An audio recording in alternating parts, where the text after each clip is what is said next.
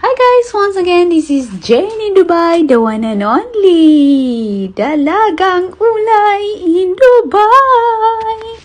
As for today's video guys, ipapakita ko sa inyo kung ano yung pinakasimpleng paghain ng talong na pinakamadali at syempre, minadali na rin natin ang paghiwa. At ang lambot-lambot at nakakagigil. Para siyang may naalala ako dito. Ayan, ang gigigil talaga ako sa kakahiwan. Miss ko talaga magluto kasi madalas nag-a-assist ako sa mga kusina ng paghihiwa. At syempre, isunod na naman natin ang sibuyas na nagpapasarap na sangkap at nagpapaiyak ng lahat. At syempre, hindi mawawala ang bawang ang nagpapatakot sa mga aswang. Alala ko pa ng mga panahon na sa probinsya pa ako at di ako nawala ng bawang kasi naman ito ay nagpapatakot sa mga aswang. Syempre, ready na natin, nakaredy ng ating lutuan as usual. Syempre naman, lagyan natin ng mantika.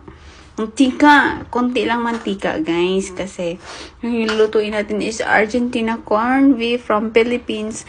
Masasabi ko talaga na Argentina pag export na guys, para siyang puwera gaba, kaya kailangan talaga siyang lutuin sa Pilipinas. Kung ako maaalala ko noon ang Argentina doon, napakaganda ng meat niya, buo-buo pa. Pagdating dito lugaw-gaw na. As in, tapos yung mantika niya talaga nagbuo na kasi nga siguro dahil nga process talaga siya and export na rin, medyo tumagal na.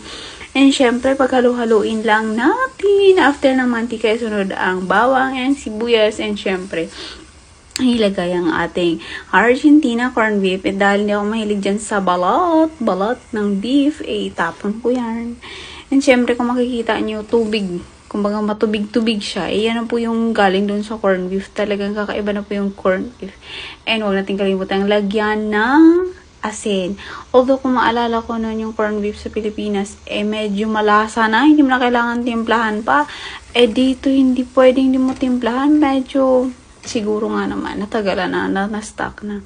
And lagyan na natin ng pepper, black pepper. And syempre, after na medyo nag-dry na yung tubig, ilagay na natin yung talong. And option lang yan. As you like, pwede nyo pong lagyan ng potato, patatas, oy. And syempre, mekos-mekos. After nyan, tsak, sino papauso ng mekos-mekos na yan.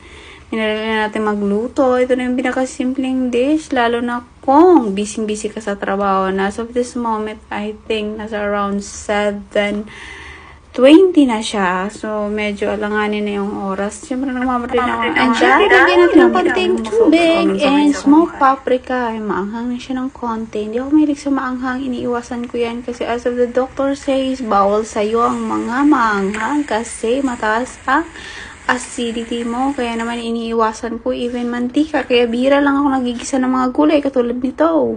And syempre, habang nagluluto, nakasalang din tayo sa ating washing, yung mga damit ng busing. Ganyan. Double time. Duplikara. And i-check natin kung luto na. Ayan, medyo okay na siya. So, syempre, after nyan, ilang minuto lang naman. Siguro mawala lang 10 minutes lang, of course. Dagdagan din ng konting asin kasi medyo matabang siya ng konti. Ayan. So, kung magamit pa tayo dito ng Himalayan salt para may himala ang lasa at sarap ng ating niluto.